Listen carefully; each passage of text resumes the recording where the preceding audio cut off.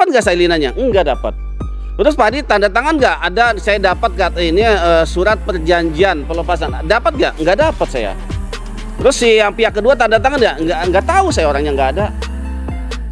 Jadi Pak Haji itu menyerahkan sertifikat ya yang luasnya 92 hektar itu nggak ada suratnya, nggak ada tanda terimanya. Wah, itu zolim banget itu. Jadi di luar itu ya, ketika kan Pak Haji kan pengen ke toilet nih, keluar nih, pas di luar tuh banyak anggota polisi. Sedemikian begitunya untuk memastikan bahwa Haji Fuad ini harus bisa ditundukkan, tanahnya harus dirampas. Jadi akhirnya dia terima uang DP 2 miliar, uangnya masih utuh tuh. Tapi dijanjikan 3 bulan mau dilunasin. Sampai sekarang nggak ada pelunasan. Jadi buat saya ini bukan pembebasan lahan, perampokan lahan. Udah jelas.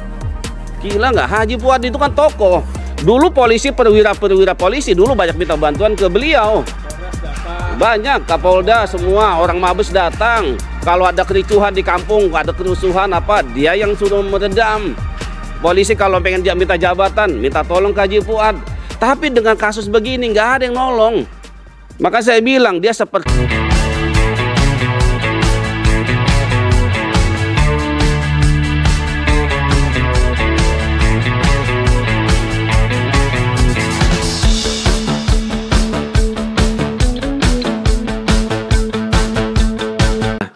Jadi memang tadi kita ada diskusi lah dengan beberapa korban perampasan tanah ya oleh PIK 2. Ada beberapa orang yang sudah kita hadirkan.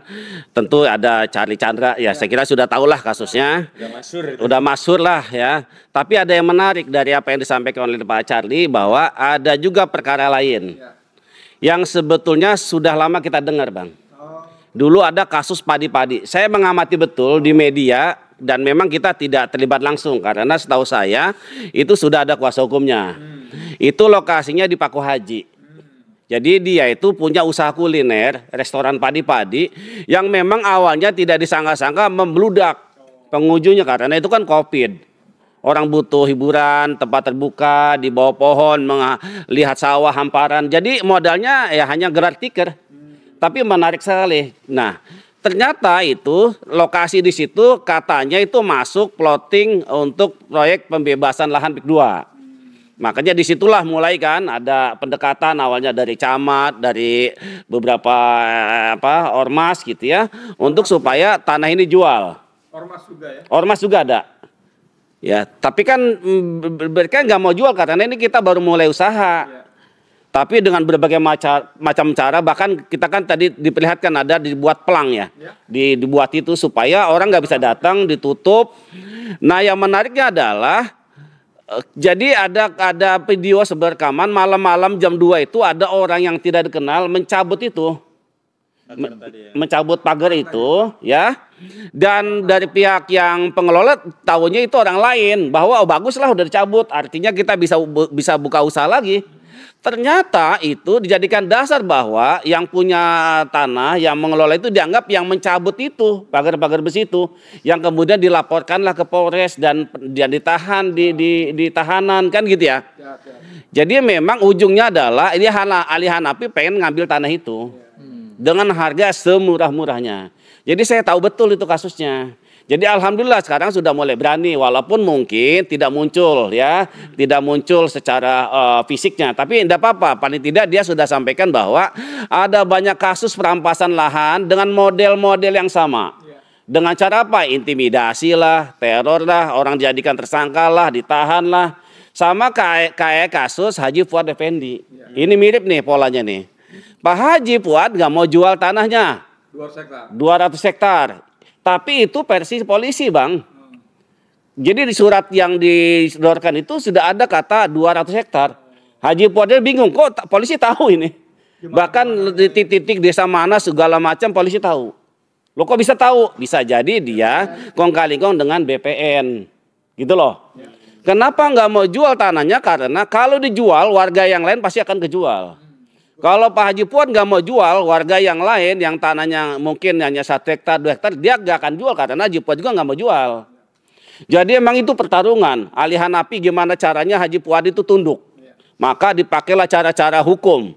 ya, yang dibuat sedemikian rupa sehingga dia kemudian dijadikan tersangka, DPO, daftar pencarian orang. Maka saya bilang Haji Fuad itu seperti teroris, ditangkap, ditahan di bulan puasa tahun yang lalu, Bang.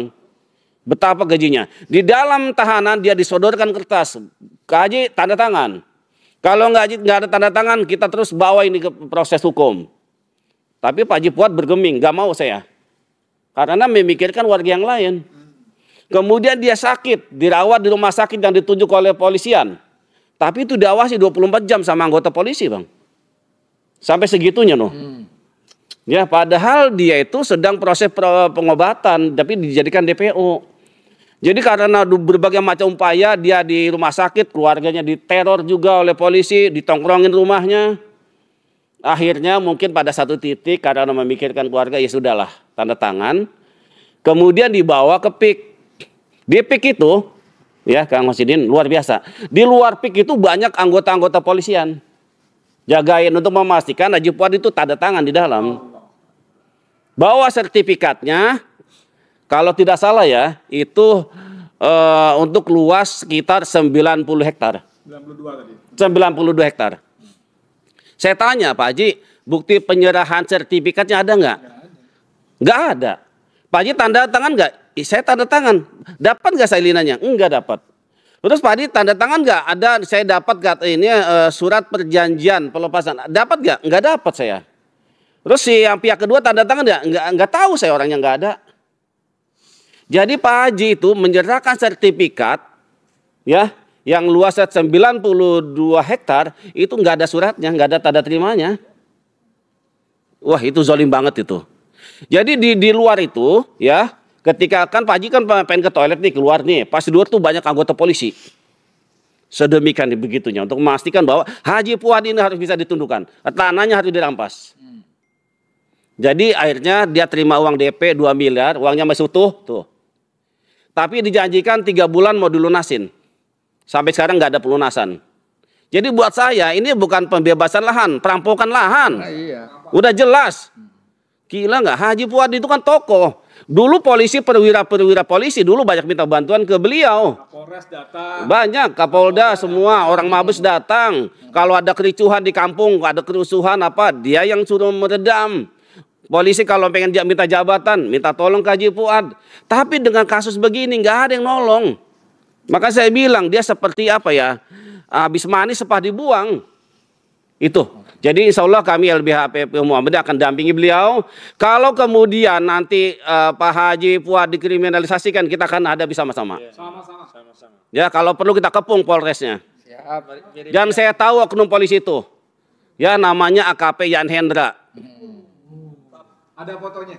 Ada fotonya. Jadi saya sudah sebut nama. Kalau kemarin di podcast Abraham Samad, saya hanya bicara oknum. Tapi kita harus bawa ke tempat terang. Ya, betul.